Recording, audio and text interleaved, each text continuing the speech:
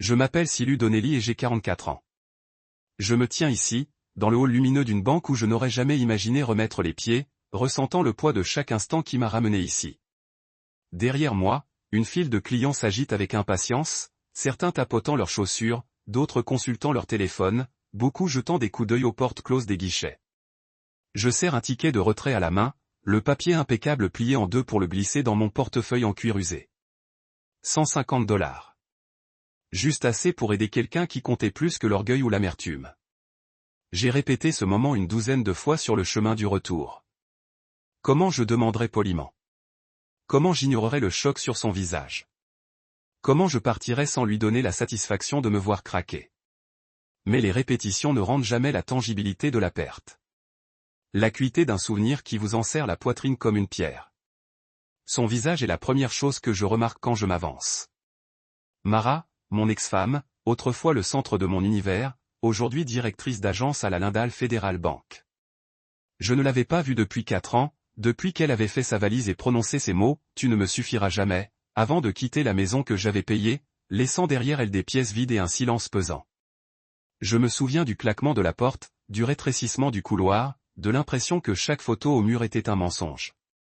À l'époque, je l'aurais peut-être suivi, supplié de rester, imploré pour une autre chance. Mais c'était l'ancien moi, un homme défini par l'approbation d'autrui.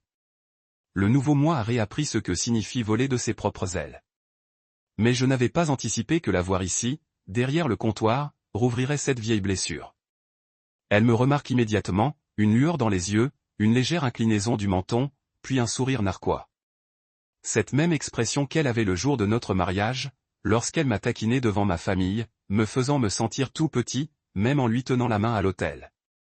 Seulement, ce sourire narquois prend une tournure plus dure, une déclaration publique de son triomphe sur moi. De mon point de vue, je vois avec quelle effronterie elle laisse les autres caissiers et les clients derrière moi s'attarder sur son expression, comme si elle était une grande artiste. Et je ne suis que la chute.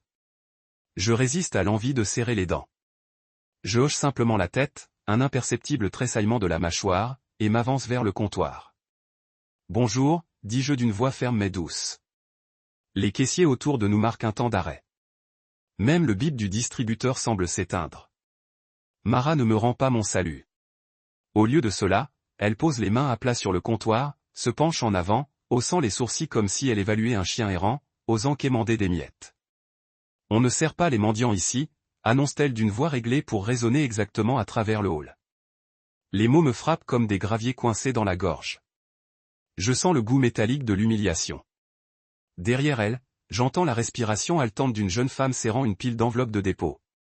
2 hommes en costume se regardent en haussant les sourcils. Un homme plus âgé lui fait un signe de tête comme pour la féliciter pour son travail. Il n'y a aucune gentillesse dans son ton, aucune hésitation, juste ce plaisir indéniable dans mon inconfort. Je sens la chaleur me monter au visage. Un léger bourdonnement résonne dans mes oreilles, masquant la voix douce du caissier qui appelle le client suivant. Mes doigts se crispent sur le ticket de retrait, froissant ses coins. Je me rappelle qu'il ne s'agit plus d'elle. Il s'agit d'un homme qui a besoin de $150 pour faire ce qui est juste. Quelqu'un dont le besoin dépasse de loin cette démonstration de cruauté insensée. Je ravale ma gorge nouée et relève le menton. Compris? Je murmure d'une voix calme. Puis je me détourne, évitant son regard, et je reviens dans la file, laissant le murmure des conversations reprendre autour de moi. Chaque pas me paraît surréaliste, comme si je quittais la vie de quelqu'un d'autre, forcé de participer à une scène que je n'ai ni écrite ni voulu regarder. Dehors, l'air est plus frais, légèrement irisé par la pluie sur le béton. Je m'arrête devant les portes vitrées, regardant le soleil se disperser sur les flaques d'eau laissées par une averse précédente. Secouant la tête, je glisse mes mains dans les poches de mon manteau, sors le billet de mon portefeuille et l'inspecte discrètement. $150. Assez pour aider quelqu'un qui compte vraiment. Quelqu'un qui ne s'appelle pas Mara. Je ne suis pas venu ici pour me venger ou pour lui faire regretter ses paroles. Je suis venu parce que cet argent aidera mon ami Jonah à payer son loyer après les factures d'hôpital soudaines qu'il a reçues le mois dernier. C'est un homme bien, qui est venu sans rien demander après la mort de ma grand-mère. Il le mérite. Je m'appuie contre le mur de pierre, l'épaule contre la surface fraîche. L'espace d'un instant, je me laisse submerger par des années de honte et de rejet. Puis je ferme les yeux, inspire profondément, refoulant la colère là où elle doit être, enfouie sous l'ambition et la détermination. Il y a des années, j'aurais laissé les mots de Mara me définir. Aujourd'hui, ils nourrissent ma détermination. Je me redresse, sans un regard en arrière, et me dirige vers le distributeur automatique de billets situé à côté de la boutique. Chaque pas résonne d'un triomphe silencieux. J'ai évolué. Je me suis reconstruite. J'ai appris que le respect ne se gagne pas en l'exigeant, mais en vivant avec intégrité, même lorsque personne ne me regarde. Au distributeur, je glisse ma carte dans la machine. L'écran s'allume, me demandant mon code PIN. Mes doigts dansent sur le clavier avec une aisance maîtrisée. Retrait. Économie. 150 $.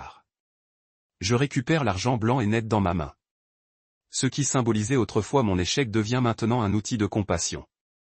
J'ai mis les billets dans une enveloppe, griffonné le nom de Jonah sur le devant et fermé la lettre d'un pli ferme.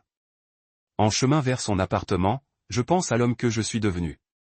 Silu Donnelly, franc, sans prétention pour certains, mais animé par des convictions profondes qu'aucun caissier de banque ni aucune ex-femme ne pourront jamais me retirer. Je pense à Mara, debout derrière ce comptoir, persuadée d'avoir du pouvoir sur moi. Pourtant, elle ne voit pas l'empire que j'ai bâti en secret, le respect que j'ai gagné à force de travail, ni les vies que j'ai touchées grâce à chaque investissement réalisé sous mon pseudonyme. Elle ne voit que l'homme qui s'est laissé briser par ses mots. Ce qu'elle ne voit pas, c'est que les morceaux brisés peuvent être rassemblés, polissés et reconstruits pour devenir plus forts. J'atteins la porte d'entrée de Jonah et j'attends qu'il sonne. Au déclic de la serrure, j'entre, l'enveloppe à la main. Ses yeux s'écarquillent de gratitude lorsqu'il comprend ce que c'est. À cet instant, je sais que j'ai servi les seules personnes qui comptaient vraiment. Et c'est plus que suffisant pour moi. Ils pensent tous que je mène une vie modeste, tranquille et ordinaire.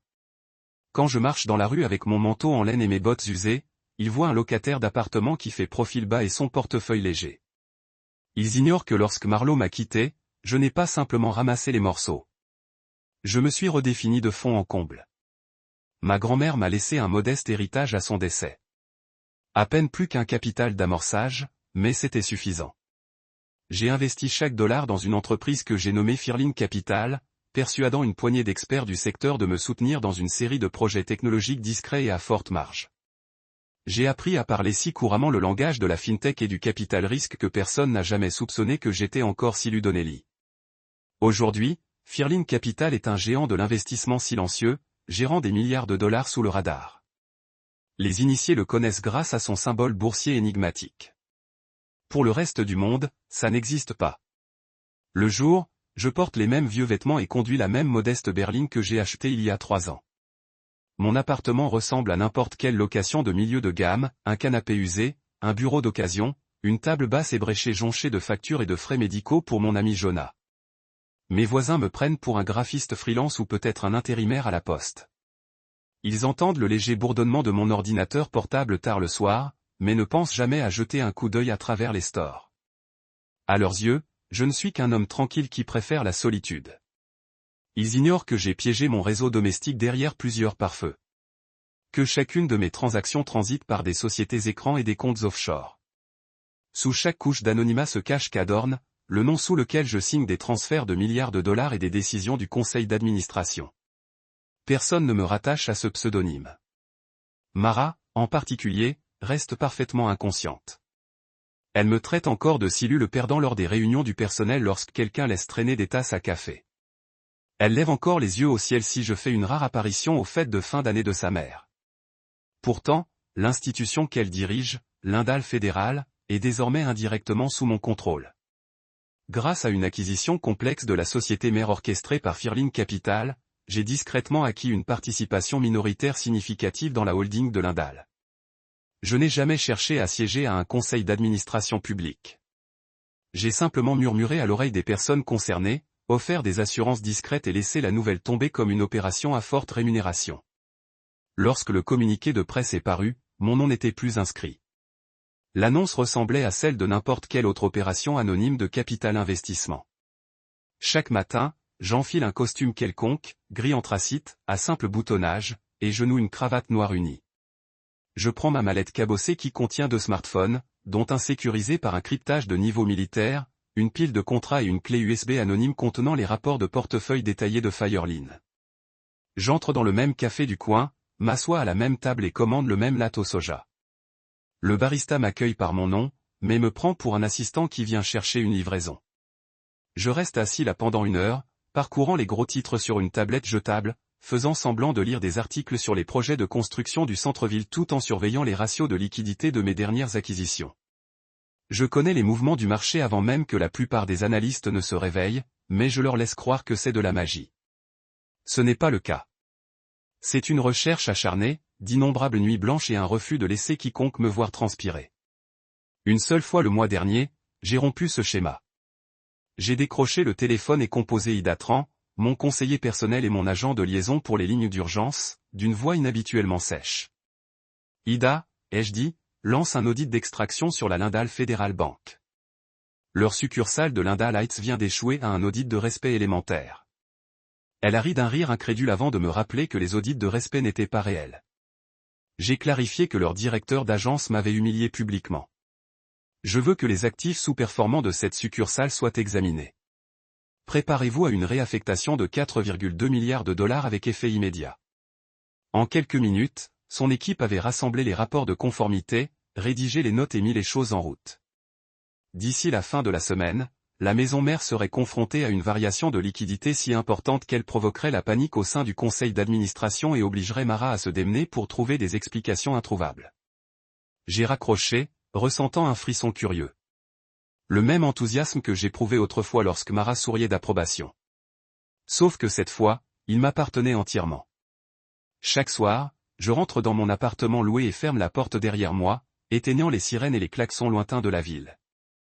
J'enlève mon costume, j'enfile des vêtements confortables et j'ouvre mon ordinateur portable.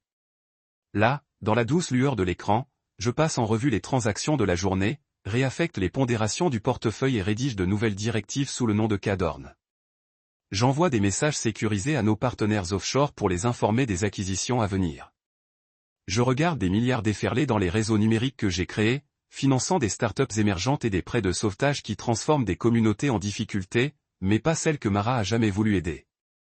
Je pense au moment où je remettrai les pieds dans cette banque.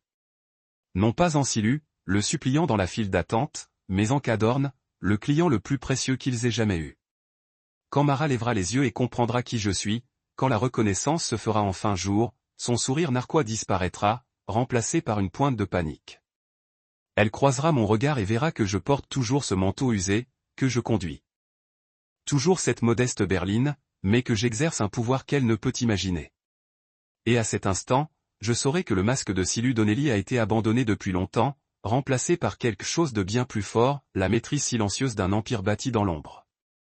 J'ai regardé le soleil matinal percer les stores de mon bureau comme une lame, illuminant des nuages de poussière flottant dans l'air vicié. La ville au-delà s'étendait, vaste et indifférente. Ses gratte-ciels scintillaient comme si rien n'avait d'importance, hormis le commerce, le profit et le pouvoir. Ici, derrière la porte blindée et les hauts murs de mon espace de travail sécurisé, je travaillais en silence. Le centre névralgique clandestin de Firling Capital, un étage quelconque d'une tour du centre-ville, ressemblait au cockpit d'un sous-marin, submergé par les flots incessants de la finance mondiale. De mon siège en bout de table, je surveillais 3 écrans affichant les flux d'actifs en temps réel, les cours de la bourse et le tableau de bord interne des risques, que j'avais personnellement configuré pour s'allumer en rouge vif dès que l'un de mes avoirs passait sous un seuil prédéterminé. Mon avocate personnelle, Ida Tran, était assise en face de moi, son blazer parfaitement taillé aussi vif que son esprit. Le regard d'Aïta ne quittait pas les données diffusées sur sa tablette, mais je sentais son impatience. Elle a ri doucement lorsque j'ai abordé le projet pour la première fois, un simple murmure à mon oreille, tard dans la nuit, sous la lumière de mon ordinateur portable. Mais lorsqu'elle a pleinement compris l'ampleur de mes intentions, son décorum professionnel a craqué, ne serait-ce que l'espace d'une milliseconde. Maintenant que l'autorisation finale était obtenue et que nos filiales offshore étaient prêtes, elle était prête. J'ai tapoté légèrement la table, un métronome comptant à rebours jusqu'au moment où les liquidités de Lindale Fédéral trembleraient. Procéder à la demande de transfert, ai-je dit d'une voix calme mais froide tandis que le marbre remontait sous mes doigts. Lancer la réallocation d'actifs de 4,2 milliards de dollars. Suivez notre protocole standard. Plusieurs canaux juridictionnels. Appel de liquidité immédiat. Redirigé vers notre premier fonds communautaire.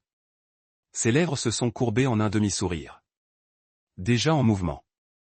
Les robots de conformité ont signalé la disparité de performance des succursales après votre note d'audit de respect. Ils rédigent actuellement l'avis officiel. J'ai hoché la tête une fois. Pas de célébration, pas de jubilation. Ce n'était pas une question de vengeance. C'était une question de principe. J'avais respecté les règles, bâti mon empire sur un modeste héritage et maîtrisé l'art de l'influence silencieuse. Mara, quant à elle, s'accrochait encore à l'illusion qu'elle pouvait me dénigrer en public sans conséquence. Elle pensait que cette dernière humiliation, exigeant de savoir pourquoi je reviendrais pour $150, était le mot de la fin. Elle avait tort. J'aurais minimisé son écran et me serais penché en avant. On comprend que l'institution mère subirait une sortie immédiate, déclenchant des appels de marge. Ses ratios de fonds propres chuteraient sous les minimums réglementaires en quelques heures. Si Albridge n'obtient pas de financement d'urgence, elle devra geler les retraits. Je l'ai autorisé à expirer brièvement. Qu'il se fige. Qu'il supporte ce moment où les portes se refermeront et où les clients découvriront qu'ils ne peuvent plus accéder à leur propre argent. Cette panique fera chuter le cours de leur action d'ici la clôture de demain. Cela effacera toute illusion que l'Indel fédéral soit en sécurité et que Marlowe sera au cœur des conséquences. Elle tapa quelques commandes sur sa tablette, puis la mit de côté. Autre chose, devrions-nous préparer la déclaration externe attribuant le passage au rééquilibrage de portefeuille de routine? Je fronçai les sourcils pensivement. Non, restons strictement à l'interne pour l'instant. Une seule fuite au Financial Times suffira. Pas de communiqué de presse. Laissons la spéculation faire le travail. Le conseil d'administration s'efforcera d'expliquer la crise de liquidité pendant que les régulateurs lancent des enquêtes. Plus c'est moche, mieux c'est. Les yeux d'Aïta se balançaient d'admiration. Comme vous voulez, monsieur Dorn. Le surnom de Cave Dorn lui semblait étranger, mais Wade était omniprésent dans chaque salle de conseil. Parfois, j'oubliais presque que ce n'était pas mon prénom. Il était devenu le véhicule de toutes les manœuvres stratégiques, de toutes les acquisitions secrètes. Si Ludonelli restait l'ombre, le sacrifice que j'offrais aux moqueries de Mara. Cave Dorn était l'architecte de l'influence mondiale. Tandis qu'elle tapait sur les dernières touches, j'ai aperçu mon reflet dans l'écran sombre de mon moniteur central. L'homme qui me regardait portait un costume anthracite, des cheveux soigneusement peignés et un visage qui ne trahissait rien.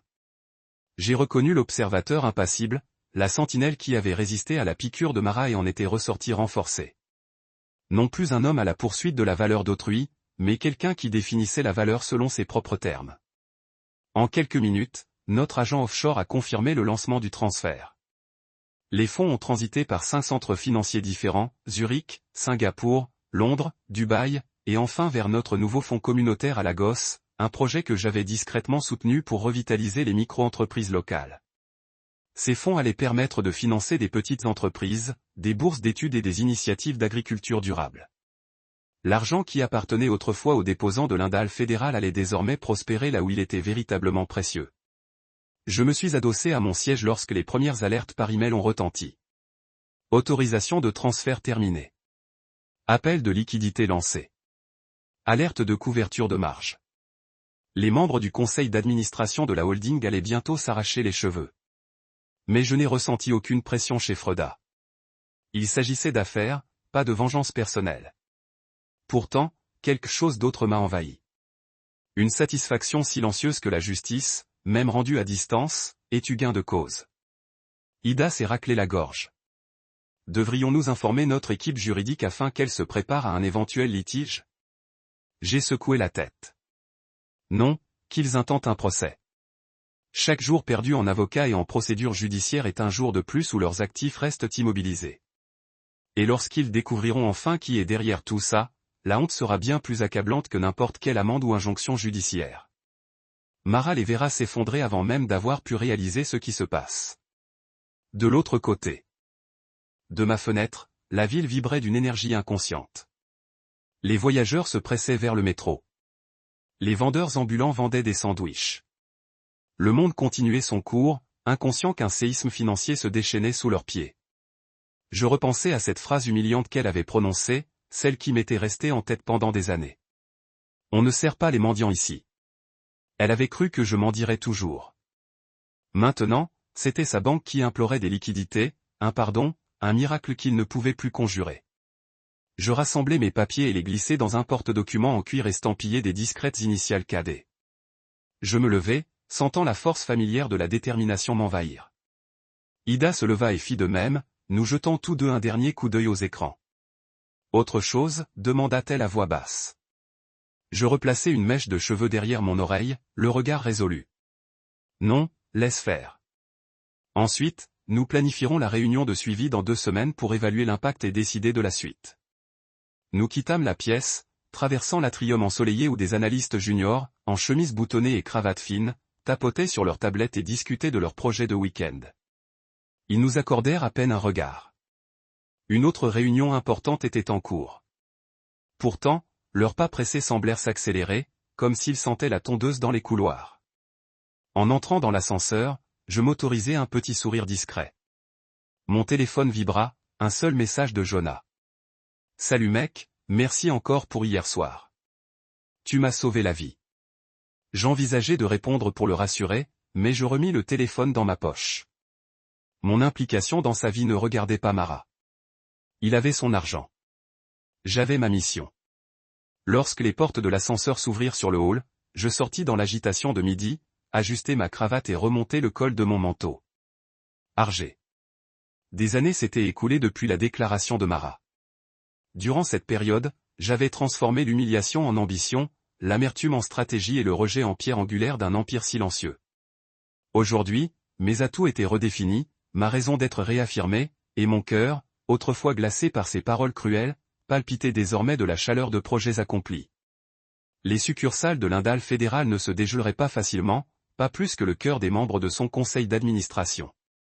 Quant à Mara, lorsqu'elle apprendra que l'homme qu'elle a jadis congédié est la force même qui orchestrait sa chute, toujours cachée derrière son appartement de location et sa voiture cabossée, elle réalisera que sa cruauté lui a conféré un pouvoir qu'elle n'avait jamais anticipé. Et à cette fin, je trouverai ma véritable victoire. Non pas dans l'effondrement de son image dorée, mais dans la renaissance de ma propre histoire. Une histoire qui n'a jamais commencé avec son approbation, mais avec la résolution silencieuse de m'élever, aussi froid que soit le monde.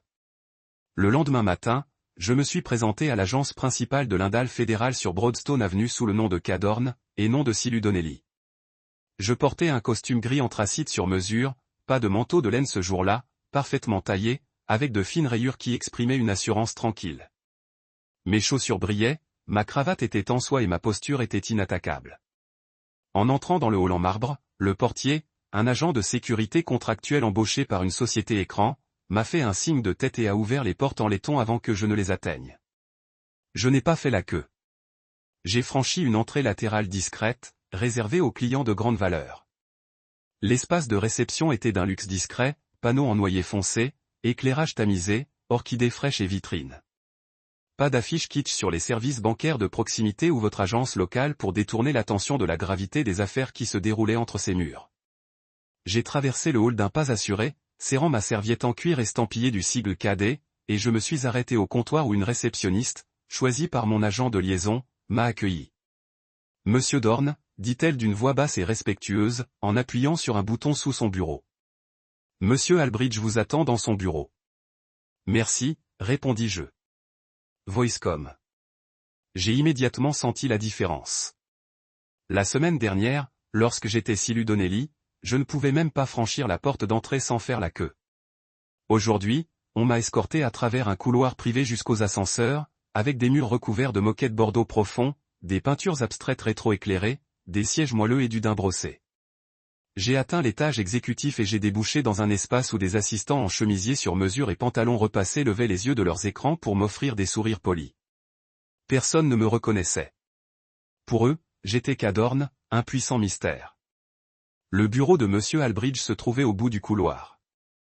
Une suite vitrée surplombant le quartier financier. Son bureau était impeccable, à l'exception d'un agenda relié en cuir et d'un cadre numérique parcourant des photos de famille.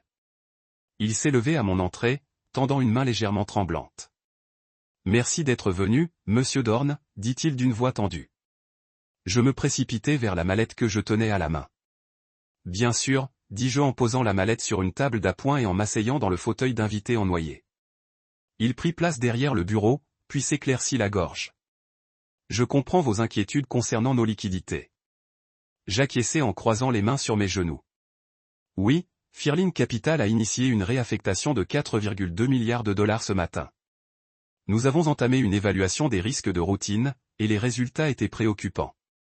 Je préférais en discuter en personne plutôt que par mémo. Son visage pâlit. Il déglutit bruyamment et jeta un coup d'œil aux photos encadrées. Une femme, 2 enfants, des sourires de vacances d'été. Il leva les yeux vers moi, la panique perçant ses yeux.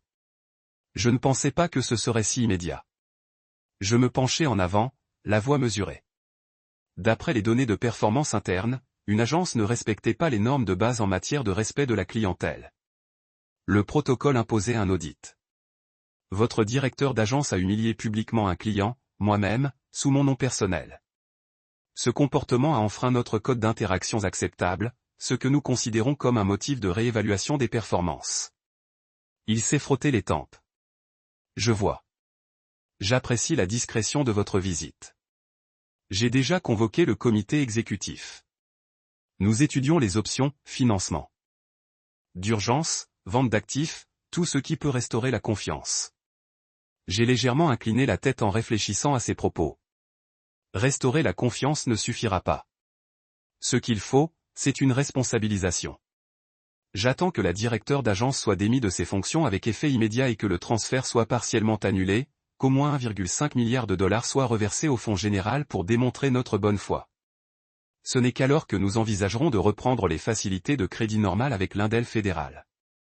Il tressaillit, les jointures blanchissant autour du planificateur à ses côtés. Madame Donnelly, commença-t-il. Mara, le corrigeai-je doucement mais fermement. Oui, le renvoi de Madame Donnelly et l'annulation partielle. Compris. Il s'éclaircit la gorge. Je vais appliquer cela. Nous rédigerons les documents nécessaires à compter d'aujourd'hui. J'ai expiré lentement, mais avec retenue. Bien. J'aimerais également que des excuses officielles soient présentées à Silu Donnelly, publiquement sur votre site web ou dans la presse locale, en signe de contrition. Ses lèvres tremblaient et il consulta son agenda relié en cuir, comme s'il cherchait du réconfort dans ses pages blanches. Des excuses à Silu Donnelly. J'ai hoché la tête. Oui, mon compte personnel. Une fois ce sera fait, Firlin Capital envisagera de reprendre le transfert restant. Mon conseil préparera les documents, mais je voulais d'abord obtenir des assurances verbales de votre part. J'espère que vous comprenez la gravité de la situation. Il a hoché la tête. Absolument. Vous aurez le relevé cet après-midi et l'annulation partielle avant la fermeture des bureaux. Je me suis levé, ramassant ma serviette, sentant le cuir lisse chaud dans ma main. Je lui ai lancé un dernier regard, compatissant mais inébranlable. Merci de votre coopération, monsieur Albridge. J'espère que cela sera résolu rapidement.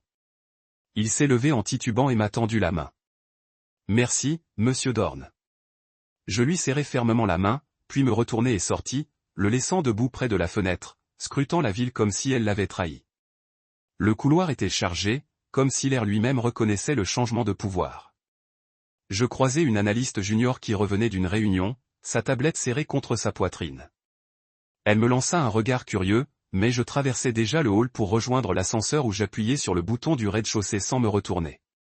Lorsque la porte se referma, je m'autorisai un sourire discret. La gravité de la situation allait se répercuter sur les finances et la réputation de la banque. Mais à cet instant, je savourais l'élégance simple d'une autorité exercée sans hiérarchie. Je n'avais pas besoin d'élever la voix, de proférer des menaces juridiques ou de monter un spectacle. J'entrais simplement en cador, respecté, énigmatique, inattaquable, et observais la stratégie se déployer. Arrivé dans la rue, je sortis dans l'air frais et ajustai ma cravate. L'agitation matinale m'entourait, mais je me sentais détaché, ragaillardi par la certitude de mes actes. J'étais entré dans le domaine de Mara, non pas en tant qu'ex-mari humilié, mais en tant que client dont les décisions allaient bouleverser son monde. J'ai hélé un taxi, donné au chauffeur une adresse quelconque en centre-ville et me suis installé à l'arrière. Mon téléphone a vibré, un message sécurisé d'Ida m'a signalé. Préparatifs terminés. Annulation partielle prévue pour 15 heures. Projet d'excuse approuvé. Nous allons envoyer pour signature. J'ai tapé une brève réponse. Excellent. Merci. Puis je me suis adossé, fermant les yeux un instant. La ville défilait devant la vitre teintée, les magasins ouvrant, les gens se précipitant aux réunions, le rythme effréné de la vie urbaine. Il y a des années, je n'aurais jamais imaginé me réapproprier aussi complètement mon récit. J'étais entré dans cette banque abattue, implorant la modique somme de $150. Maintenant, je contrôlais des milliards, ne parlais que lorsque c'était nécessaire et exerçais une influence que personne ne pouvait relier à l'homme au manteau battu. Alors que le taxi s'engageait sur l'avenue C, je redressais les épaules et regardais droit devant. La véritable réunion de pouvoir était terminée. Les couloirs de la banque trembleraient sous les conséquences, et Marlowe apprendrait bientôt que l'homme qu'elle méprisait était la force qui guidait son destin. Et ce pouvoir exercé avec une précision sereine était mon véritable triomphe. Je m'installai dans le fauteuil d'invité en cuir du bureau vitré de Mara. Le soleil du début d'après-midi reflétait la plaque de laiton de sa porte. Marla Donnelly, directrice d'agence. La surface polie me renvoyait son nom comme une épitaphe, et je sentis une lueur de colère, d'impatience, monter en moi. De l'autre côté du bureau, Monsieur Albridge rôdait, sa posture habituellement assurée réduite à une inclinaison hésitante contre le bord de la surface en acajou. Mara se tenait à ses côtés, les bras croisés sur le chemisier impeccablement repassé qu'elle portait comme une armure, son rouge à lèvres trop vif pour le rasoir dans sa voix. Lorsqu'elle me vit entrer, une lueur de reconnaissance passa dans ses yeux, étonnement, déni, horreur naissante, et elle s'adossa au mur comme pour se protéger d'un raz-de-marée. Albridge s'éclaircit la gorge. Monsieur Dorn, merci d'être venu. Les mots s'éteignirent, comme s'il s'attendait à une réponse élogieuse de ma part. Au lieu de cela, je réduisis l'espace entre nous avec une lenteur délibérée, sentant le poids de ma présence emplir la pièce. Ma mallette se balançait légèrement dans ma main, même si la lanière de cuir semblait plus lourde que d'habitude. Je la posai par terre et soutins le regard de Mara, laissant le silence s'étirer jusqu'à ce qu'elle remue, mal à l'aise. Je m'assis, les mains jointes sur le bureau, l'observant. Je serai direct, dis-je d'une voix basse mais portant dans le silence profond. Firlin Capital procède à une réaffectation de 4,2 milliards de dollars d'actifs de cette institution en raison d'une grave mauvaise gestion de la part de la direction de cette succursale. Je marquai une pause pour réfléchir. Son souffle s'accéléra et je vis le visage d'Elbridge se vider de ses couleurs. Plus précisément, je poursuivis, cette réaffectation fait suite à un incident survenu plus tôt cette semaine, lorsqu'une demande de retrait de $150 a été refusée avec hostilité et humiliation publique. La bouche de Ma s'ouvrit, se referma, les mots mourant sur ses lèvres. Elle jeta un coup d'œil à Albridge, puis à moi, l'incrédulité remplaçant le défi. Que c'était un malentendu, balbutia-t-elle. Je ne savais pas, vous saviez exactement qui j'étais, dis-je en inclinant la tête. Vous avez clairement fait comprendre à tout le monde dans le hall que je ne méritais pas d'être servi. Vous me l'avez dit, à moi et à tous les autres.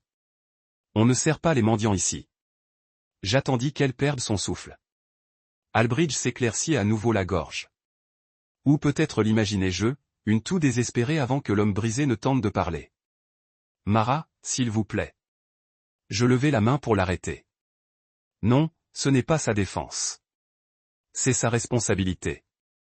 Je tournai mon regard vers Mara, voyant sa mâchoire crispée, la tension qui montait dans ses épaules. Vous êtes responsable de la réputation de cette agence. Vous êtes la première ligne de la relation client. Et pourtant, vous avez exercé votre position pour dégrader quelqu'un que vous avez appelé une fois votre mari. Ma voix est devenue plus silencieuse, plus froide. Vous avez pris votre dédain personnel et vous l'avez fait du théâtre public.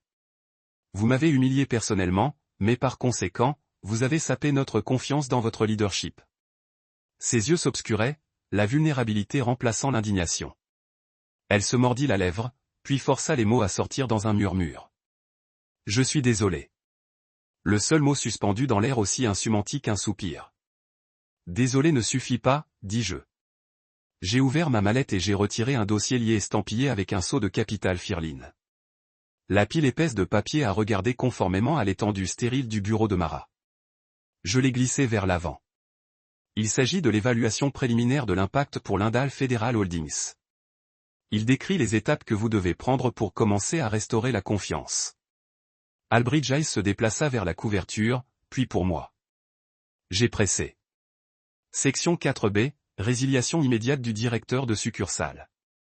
Section 6A, Excuses publiques à Sinelli. Section 9. Inversion partielle de 1,5 milliard de dollars par fermeture des affaires aujourd'hui. Et la section 12.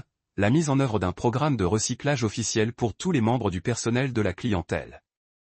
Je m'arrêtais, regardant les yeux de Mara Scanner la page. Compréhension naissante. Ce sont des conditions non négociables. Firling Capital refusera les fonds restants jusqu'à ce que ces mesures soient exécutées.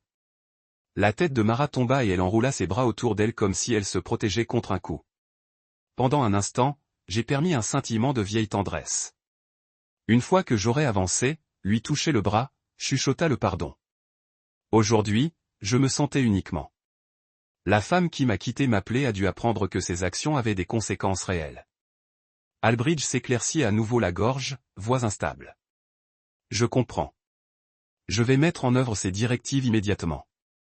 Un avis officiel sera rédigé dans l'heure et vous en recevrez une copie. Et Mara, il hésita, la regardant, mais Mara leva son menton comme s'il osait intervenir. Son hésitation se raidit ses traits. Il était piégé entre l'obligation des entreprises et la sympathie personnelle. J'ai secoué la tête lentement. Plus de retard. J'ai fermé le dossier et l'ai glissé sur le bureau dans ma mallette.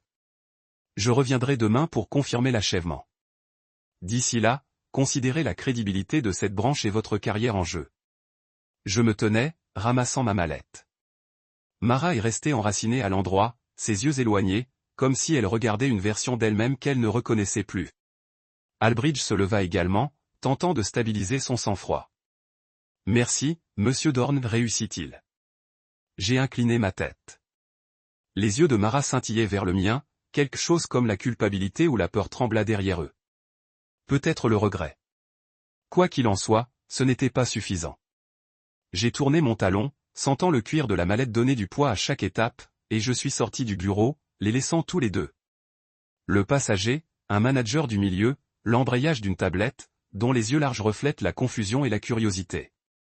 La forteresse de la confiance et le démentement avec des faits, l'effet de levier et l'autorité mesurée. Un musicien de rue a conduit à travers des notes sur un saxophone. Un messager à vélo par la circulation et la lumière brillait des fenêtres des voitures qui passent. J'ai boutonné ma veste de costume et j'ai brossé une serrure de cheveux errante de mon front. Il y a des années, j'étais le mendiant à la fenêtre. Maintenant, j'ai détenu le pouvoir de milliards de personnes dans mes mains et chaque pas que j'ai fait a résonné avec les connaissances que j'avais réécrit ma propre valeur. J'ai salué un taxi, monté à l'intérieur et j'ai donné au conducteur ma prochaine adresse. Alors que le paysage urbain s'échappait devant la fenêtre teintée, je respirais profondément, goûtant la liberté. Pour Mara, l'effondrement de son image dorée était imminent. Pour moi, la paix qui suit la justification légitime s'est installée dans mes os. Dans cette victoire tranquille, j'ai trouvé la fermeture et la promesse de nouveaux débuts au-delà de son jugement et des portes de sa banque.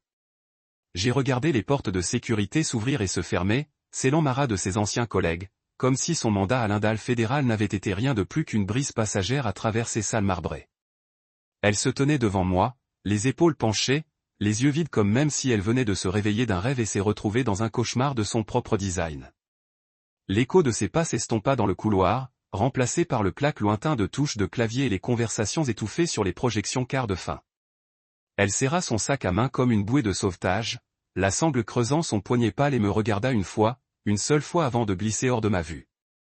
À ce moment-là, j'ai ressenti le poids de 4 ans de levage d'indignité, comme si l'univers lui-même m'avait accordé la courtoisie de Silent Rétribution. La pièce se sentait caverneuse après son départ, vide d'une manière ou d'une autre, comme si les murs eux-mêmes s'étaient reculés à sa chute de grâce. Monsieur Albridge plissa les mains sur le bureau, s'éclaircissant la gorge avec une hésitation pratiquée. Il me regarda sur le bord de ses lunettes, la voix basse et incertaine. Monsieur Dorn, je peux confirmer que l'emploi de Madame Donny a été licencié, avec effet immédiat. J'ai demandé à la sécurité de l'escorter hors des locaux. Et il expirait. J'ai repêché les excuses publiques comme demandé. J'ai hoché la tête, regardant le moindre carquois dans sa voix. Merci, dis-je tranquillement. Je vous suis convaincu que vous avez géré cela avec la discrétion dont nous avons discuté. Il se déplaça sur sa chaise, desserrant sa cravate. Bien sûr, nous n'avons pas alerté la presse au préalable. La déclaration fonctionnera sur notre site web à 15 heures. Aujourd'hui, et nous avons informé le journal d'affaires local. Pas de fuite supplémentaire. Excellent. J'ai permis à un petit sourire. Satisfait de courber mes lèvres. C'était étrangement creux, comme lire les dernières lignes d'une pièce que vous connaissiez déjà par cœur, mais je l'ai accueilli. Après tout, ce n'était pas une question de spectacle. Il s'agissait de justice servie avec un scalpel, pas un marteau. J'ai fermé ma mallette et je me suis tenu, le bois poli du bureau réchauffant mes doigts à travers la poignée en cuir. Avec sa retrait finalisée, je m'attends à voir le renversement partiel de 1,5 milliard de dollars d'ici la fin de la journée. Ses yeux se retourna vers le planificateur de son bureau comme s'il tenait les réponses qu'il recherchait désespérément. Cela arrivera. Je vais le superviser personnellement. J'ai incliné ma tête. Bon. Une fois cela terminé, nous pouvons discuter de la restauration des 2,7 milliards de dollars restants. Il déglutit, hochant la tête raidement. L'ironie qu'il devait maintenant mendier pour ma bonne faveur n'a pas été perdue pour moi. Je me tournai pour partir, s'arrêtant à la porte pour prendre une dernière mesure de l'homme qui m'avait rejeté comme un petit inconvénient. Il était toujours le même sourire composé de Albridge, un costume sur mesure, mais la coupe sous son plaquage calme était indubitable. Il a repoussé les mains comme en prière, et pour une seconde éphémère, j'ai envisagé de lui offrir des mots de réconfort. Au lieu de cela, je suis sorti dans le couloir, fermant la porte derrière moi avec les clics les plus doux, comme pour ponctuer la fin de son règne et le début de la mienne. Le couloir s'étendait devant moi, des lumières fluorescentes jetant même des piscines d'éclairage sur le sol moquette. Un seul assistant se précipita, scannant une feuille de papier, inconscient du changement sismique qui venait de se produire. J'ai passé sans casser la foulée, mes chaussures chuchotant contre le tapis.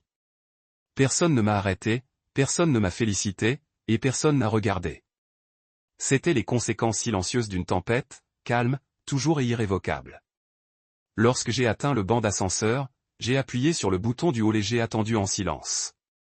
Le panneau brillait sous mon toucher, comptant les secondes jusqu'à ce que les portes s'ouvrent et que je puisse retourner dans la ville en dessous, où aucun marbre ouvert ne pouvait contenir les rythmes de ma vie. Alors que la porte s'ouvrira, je suis entré à l'intérieur et j'ai offert un clin d'œil poli au seul exécutif dans le coin, qui a à peine enregistré ma présence. L'ascenseur fredonna vers le bas, me poussant à l'éloignement de l'épicentre de sa chute. De retour dans la rue, le monde à l'extérieur a poursuivi son rythme implacable. Les taxis ont klaxonné, les piétons ont tissé à travers les passages pour piétons, un courrier de vélo secoua le passé de livraison. J'ai boutonné ma veste de costume et ajusté ma cravate, le tissu croustillant Rémi. Appréciez la précision de tout cela. À 3 ans, les excuses seraient en direct. Par 5, 1,5 milliard de dollars seraient de retour les réserves de la banque. Ensuite, je déciderai de restaurer le reste ou de quitter l'institution pour naviguer dans les eaux agitées que j'avais créées. J'ai glissé mon téléphone de ma poche et ouvert l'application de messagerie sécurisée pour voir la mise à jour d'Ida. La terminaison confirmée. Inversion partielle prévue. Les excuses en direct à 15 heures en dessous, un seul coup de pouce d'émoji d'elle. J'ai tapé en arrière. Parfait. Merci.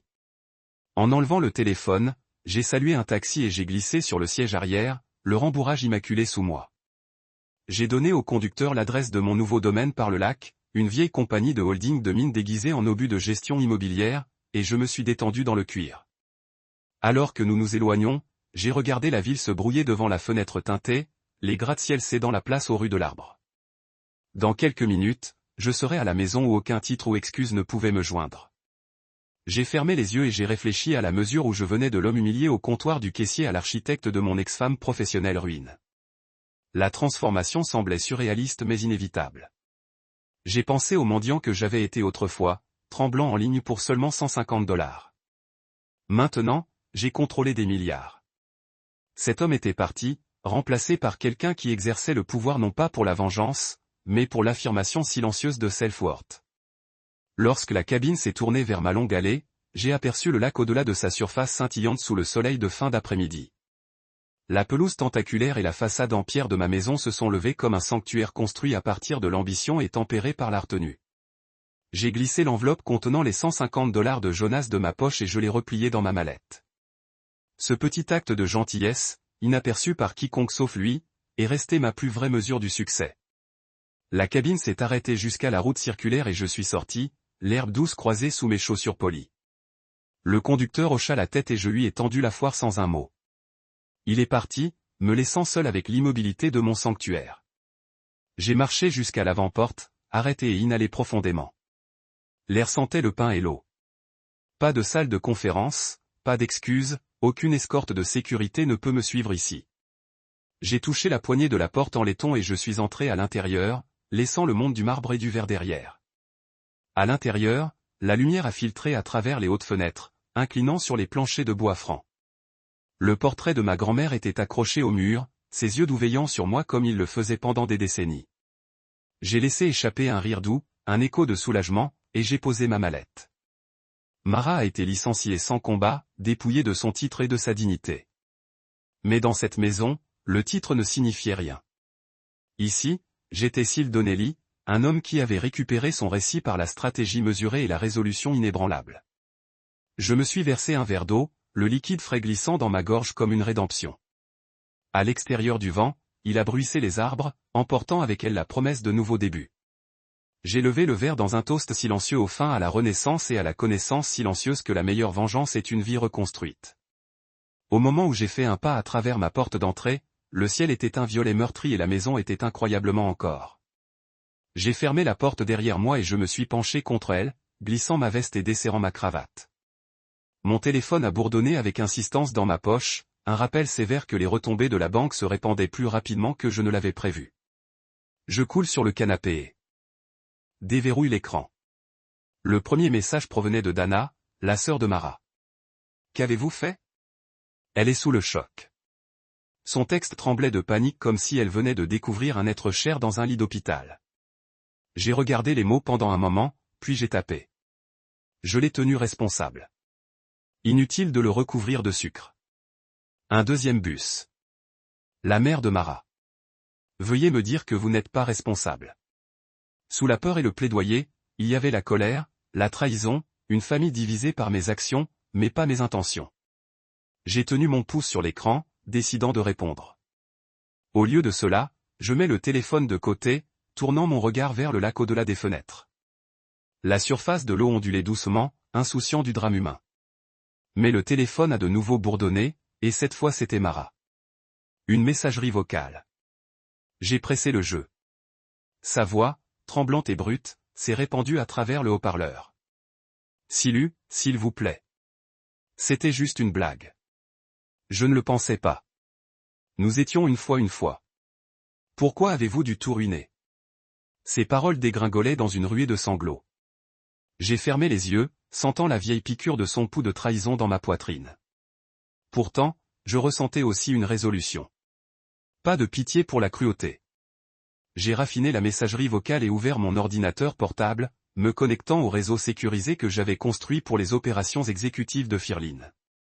La réaffectation des actifs avait été confirmée, les excuses publiées et l'inversion partielle prévue pour la fin de la journée. Tout se déroulait selon le plan. J'ai rédigé une brève annonce à mon conseil d'administration. La première phase complète, surveillant la récupération des liquidités, préparant les directives de la phase 2. Puis je me penchai en arrière, les mains jointes derrière ma tête et laissai les rythmes de l'horloge de coche remplir le silence. Autre buzz. Jonas. Hey mec, toi là? J'ai souri faiblement et j'ai tapé. Je viens de rentrer à la maison. Tout va bien? Répondit-il presque instantanément. Oui, je voulais juste vous remercier encore pour l'aide. Vous êtes une bouée de sauvetage. Ma poitrine s'est réchauffée. Peu importe la hauteur que je suis monté, l'aider a signifié plus que tout transfert d'1 milliard de dollars. Le message final est arrivé en retard. Un email du service de conformité de Firlin notant une enquête inhabituelle des autorités réglementaires et un quart de liquidité de l'Indal fédéral. Il conseille de préparer un coussin légal au cas où la banque tenterait de reculer les fonds. J'ai lu le mémo et rédigé des instructions. Tenir le cap, tout défi juridique ne fait que renforcer notre position. Procéder avec la phase 2 comme prévu. Je l'ai envoyé et fermé le couvercle. Je me tenais et me dirigeais vers la fenêtre, regardant sur ma pelouse entretenue vers le bord de l'eau. Dans le crépuscule de rassemblement, les lumières brillaient des maisons de mes voisins, ignorant la tempête qui avait traversé le monde de Marlowe. J'ai siroté un verre d'eau, goûtant sa pureté, un contraste frappant avec l'amertume de guerre d'entreprise. Ce soir, les messages ont volé comme des flèches, mais aucun ne pouvait percer le bouclier que j'avais construit autour de moi. Les seules voix qui comptaient étaient celles que j'ai choisi d'entendre. La gratitude de Jonah, les confirmations d'Aïta et le pouls inébranlable de ma propre détermination. Les cris de Mara résonnent longtemps après, mais ils ne me balanceraient pas. Parce qu'en récupérant mon récit, j'avais appris que la seule approbation qui mérite d'être recherchée était la mienne. J'ai envoyé l'invitation sous le nom de ma compagnie de portefeuille, le dîner à la résidence d'Onnelly, et j'ai regardé les RSVP apparaître dans ma boîte de réception. Les parents de Mara, sa sœur Dana, et une poignée de leurs amis de famille les plus proches. Ils ont affirmé qu'ils voulaient résoudre les choses civiques, alors j'ai organisé l'événement pour samedi soir dans mon domaine Lakefront. À leur arrivée, ils ont traversé les grandes portes de fer et sur le chemin de la pierre de drapeau. Je m'élargissais aux haies manucurées et aux lanternes brillantes doucement bordées la passerelle. Ils se sont rassemblés sur la véranda, murmurant des compliments pendant que je saluais chacun tournez-vous, offrant des flûtes de champagne remplies d'un vin scintillant pâle que j'avais importé pour l'occasion. Je portais un simple blazer noir et un jean foncé. Pas de costume, pas de prétention, laissant le cadre parler de lui-même. Le dîner a été servi dans la salle à manger, une pièce qu'ils avaient vue pour la dernière fois dans les moments plus heureux, mais jamais cette élégance nommée. Nappeur en lin blanc, arrangements floraux bas, bougies vacillantes et porte-cristaux. Je les ai assis à une longue table en acajou avec le père de Mara à ma droite et sa mère à sa gauche. Dana était assise en face d'eux, doigtait nerveusement sa serviette. Personne n'a osé s'asseoir sur sa chaise. Mara ne s'est jamais présentée. J'ai versé du vin rouge dans leur verre, puis j'ai élevé le mien dans un toast. Merci à tous d'être venus. Je sais que cela doit être difficile, mais je crois au dernier refuge de la civilisation. Conversation honnête. Ils ont échangé des regards mal à l'aise alors que je disposais le premier cours. La conversation vacille jusqu'à ce que son père s'éclaircit la gorge. Silu, quoi qu'il en soit, nous apprécions l'invitation. Nous voulons juste que je déposais ma fourchette, le coupant doucement. Veuillez tenir vos pensées jusqu'au dessert. Il clignait des yeux, incertain s'il devait applaudir ou protester. Les cours suivants sont arrivés. Saumon poêlé, salade de printemps, légumes rôtis, tous parfaitement préparés par un chef que j'avais embauché sous le couvert d'une pendaison de maison. Pendant tout ce temps, je laisse la tension se construire, en regardant le scintillement de la confusion dans leurs yeux. Lorsque les assiettes ont été dégagées, je leur ai versé du café et je me suis incuyé une bouteille de port. Ensuite, j'ai atteint la poche de ma veste et j'ai extrait un dossier mince estampillé avec le logo Firline. Le silence est tombé. J'ai placé une copie à chaque paramètre. Je crois à la transparence, dis-je tranquillement. Il s'agit d'une compilation de documents financiers, des transferts frauduleux de la famille Trust que votre défunt oncle a laissé pour le développement communautaire. Transfert autorisé par Mara et Dana. Compagnies écran. Facture pour les services inexistants. Je m'arrêtai, laissant le poids de celui-ci s'enfoncer. La main de Dana s'envola vers sa bouche. Les joues de sa mère se sont épuisées de couleur. La mâchoire de son père se serra. J'ai continué. Vous m'avez accusé de cruauté, mais le vrai crime a été commis ici. J'ai tapé le dossier. Vos calculs. On siphonnait plus de 2 millions de dollars destinés aux bourses et aux petites entreprises. Mon équipe a documenté chaque transaction. Vous pouvez soit retourner les fonds restants ou faire face à une action en justice. Les épaules de son père ont chuté. Silu, nous ne sommes pas des excuses, j'ai interrompu fermement. Il ne s'agit pas de pardon. Il s'agit de restitution, je me suis tenu, une chaise grattant doucement contre le sol. Décidez rapidement. Les documents ont été envoyés à vos avocats et au bureau du procureur de district. Vous avez une semaine. Je me dirigeais vers la porte alors qu'ils étaient assommés dans le silence. Leurs visages sont pâles de reflets de remords et de peur. À l'extérieur, le lac était toujours sous une couverture de clair de lune. À l'intérieur, j'ai entendu le bruissement doux des papiers alors qu'ils ouvraient les dossiers, le halètement étouffé de réalisation et la lamentation silencieuse d'une famille qui s'effondre. Je m'arrêtai au seuil, leur permettant un dernier coup d'œil. Bonsoir, dis-je, puis je suis entré dans l'air nocturne et a fermé la porte derrière moi. Je suis retourné à la maison quelques heures avant l'aube, le ciel est toujours un échymose de la marine et du violet, et apporté avec moi le poids creux de la vérité découvert. À l'intérieur du salon était sombre, éclairé uniquement par la lueur de mon ordinateur portable laissé ouvert sur la table basse. Je me suis coulé dans le canapé et j'ai ouvert le dossier que j'avais placé devant la famille de Marat, celui contenant toutes les transactions illicites qu'ils avaient autorisées. J'ai parcouru les bilans, les factures de la société d'obus et les distributions de confiance qui ont exposé la façon dont Dana et Marat avaient discrètement détourné les fonds de la succession de leur défunt oncle dans des comptes personnels. 2 millions de dollars affectés aux bourses communautaires et aux microlaves siphonnés par des incréments introuvables soignés. Une seule ligne rouge sur un grand livre avait tout démêlé. Mon téléphone a bourdonné d'un message sécurisé d'Ida. La famille a jusqu'à vendredi prochain. DA a notifié, en attendant leur réponse. J'ai tapé en arrière, compris. Les journaux de transaction m'ont cligné des yeux, un témoignage à froid de leur trahison. J'ai fermé l'ordinateur portable et je me suis tenu, me déplaçant vers la fenêtre pour regarder les premières étoiles s'estomper alors que l'aube se glissait. Le jardin au-delà était vide, la plaque brillante en clair de lune en l'honneur de croissance tranquille. À quel point ils avaient essayé de voler les moyens mêmes par lesquels j'ai cherché à élever les autres. J'ai versé un verre d'eau et j'ai traversé la cuisine, compte tenu de mon prochain mouvement. L'option juridique était simple, la restitution complète ou le tribunal. Mais j'ai senti une satisfaction encore plus profonde en les regardant choisir la conformité plutôt que la honte. Je pouvais entendre leurs sanglots en sourdine, les promesses de silence échangées par peur de l'acte d'accusation. La justice, lorsqu'elle n'a pas été servie par le spectacle, mais par une exposition silencieuse, a ressenti le genre le plus puissant. Un coup à la porte m'a surpris. Je l'ai ouvert pour trouver Jonas, les yeux flous et serrant 2 tasses de café. Il m'a tendu un et s'est assis à travers la table, les yeux passant vers l'ordinateur portable fermé. Tard dans la nuit ?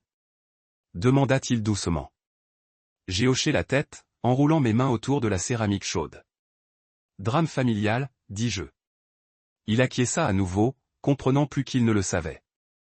Nous avons bu dans un silence compagnon, la vapeur s'élevant comme des fantômes des erreurs passées. Jonas tapota sa tasse sur la table. Ils feront la bonne chose, a-t-il dit. Vous leur avez donné la chance. J'ai réussi un petit sourire. Il a toujours été l'optimiste. Ils n'ont pas le choix. Je sirotai, sentant la chaleur. Il jeta un coup d'œil à l'ordinateur portable et fronça les sourcils. Ça va ? Sa préoccupation semblait authentique, libre de pitié. Plus que bien, répondis-je.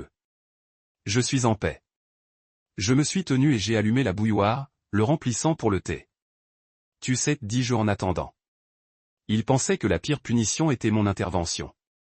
Mais parfois, le pire est simplement de faire en sorte que vos illusions se détachent. Il hocha la tête, son regard régulier. La bouilloire cliqua, et j'ai versé de l'eau bouillante dans 2 tasses. Nous les avons transportés sur l'îlot de la cuisine et nous sommes penchés contre la surface de la pierre. À l'extérieur, le premier indice de sunrise a coloré l'horizon. Mon téléphone a de nouveau bourdonné. Rime de sa tasse. Vous méritez mieux, a-t-il dit tranquillement. Je l'ai fait. Mais c'est ainsi que j'ai choisi de réécrire mon histoire. J'ai fait un geste vers le jardin au-delà de la fenêtre, où les semis attendus. Les fonds reviennent, et la communauté prospérait. Des chemins de pierre pontaient entre eux. Les doigts brossent sa surface fraîche alors que je étudie la scène, sentant une fierté silencieuse fleurir en moi. Ce jardin était autrefois un terrain abandonné étouffé par les mauvaises herbes et la litière. Mais aujourd'hui, il pulse avec la vie, l'aboutissement des fonds réaffectés, la première institution de la communauté que je nourris tranquillement. Je me souviens du jour où j'ai effectué le transfert final, redirigeant les actifs de l'Indal fédéral dans ce même projet. Ce n'était pas un don flashy encadré dans les délais de presse ou paradé dans des cérémonies de coupe du ruban. Au lieu de cela, j'ai canalisé les ressources grâce à un organisme à but non lucratif local que j'avais soutenu pendant des années sous le radar. Confiance que les bonnes personnes sauraient comment cultiver le changement. J'imagine que les propriétaires de petites entreprises plantant maintenant des semis dans leurs parcelles. Des étudiants se rassemblant autour de bancs sculptés par un charpentier local que j'ai commandé. Les familles apprenant à développer leurs propres produits frais. Il s'agit du retour tangible d'un acte né de l'humiliation mais est devenu régénération. J'inspire profondément, inhalant la terre humide et le faible parfum de basilic. Mon téléphone bourdonne dans ma poche. Je mange comme mise à jour du matin. Tous les actifs entièrement réaffectés. Fonds communautaire opérationnel.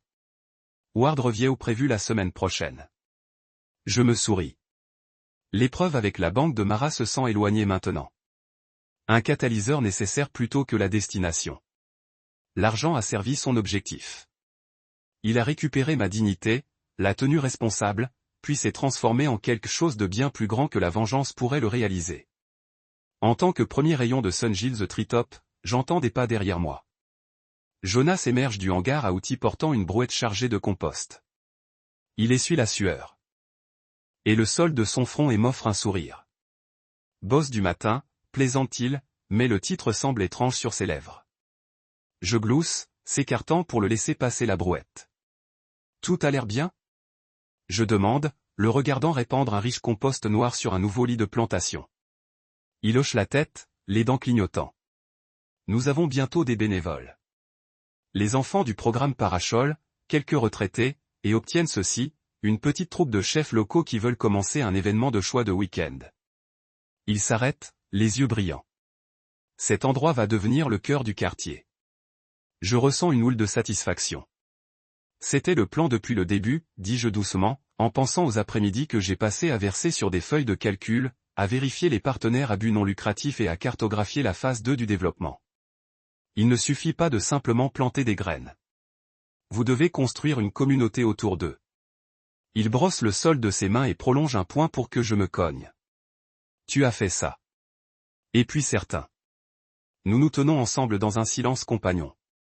Le jardin se réveillant autour de nous alors que la ville remue au-delà de la clôture. Un oiseau de chant solitaire trie un chêne à proximité. Et je ferme les yeux un instant, laissant la mélodie me fondre. Dans l'immobilité, je reconnais jusqu'où je suis venu. De l'homme se promenant dans la banque de son ex-femme, saisissant une demande de $150, à l'architecte silencieux d'une institution qui élève désormais des centaines de résidents. Jonas me pousse doucement. Vous avez faim, demande-t-il. Burrito du café et petit déjeuner par le centre communautaire ? Je hoche la tête, brossant le manche de ma veste. Cela semble parfait. Alors que nous marchons vers le petit pavillon où le repas du matin attend, je regarde la plaque la dernière fois. Croissance tranquille, un hommage approprié à un voyage défini non pas par le spectacle, mais par une résolution ferme. J'avais peu d'alliés à ses débuts, juste un ami qui croyait en moi, et une vision de ce qui pourrait être construit lorsque du respect et des investissements se sont croisés. En approchant du pavillon, je vois des voisins se rassembler, rire, des enfants avec de petites pelles, des anciens bavarder à côté des lits surélevés, des bénévoles déchargeant des plateaux de burrito. Leur sourire me salue comme de vieux amis qui m'accueillent à la maison. Pendant un moment, je me permets d'être cet homme. Pas le courtier électrique brandissant qu'adorne, ni l'ex-mari humilié Silas Donnelly, mais simplement Silas, steward de jardin, ami, constructeur communautaire. Je lève la main dans la salutation et une ondulation de vague renvoie mon geste. Jonas me tend une tasse de café fumante et nous nous installons sur un banc ensemble. Autour de nous, les conversations fleurissent, les plans pour festival de la récolte de la semaine, demandent de plus de semis d'herbe, proposent d'enseigner des ateliers de jardinage gratuits. L'air bourdonne avec un but partagé. Je prends une gorgée de café, sa chaleur se propage à travers moi comme une affirmation. Les mots de plaque résonnent dans mon esprit. Croissance tranquille. Le vrai pouvoir, je me rends compte, ne réside pas dans l'orchestration de la chute de quelqu'un, mais en réinvestissant cette énergie dans quelque chose de durable où le respect suscite quotidiennement l'intérêt, et chaque semence semette renvoie une récolte d'espoir. Ici, dans la lumière de l'aube, je ferme les yeux et je chuchote un toast silencieux à la possibilité, à la résilience et à la vérité simple et incassable qu'une vie réinvestie est la victoire ultime.